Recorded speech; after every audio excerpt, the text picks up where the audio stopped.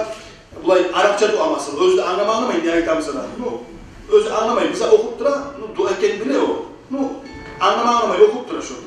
Şolay demese kardeşler, özümüz konuşacağımıza, dergicamıza, tavukacağımıza. Özün ana dilini öz anlayıp Allah benden geç.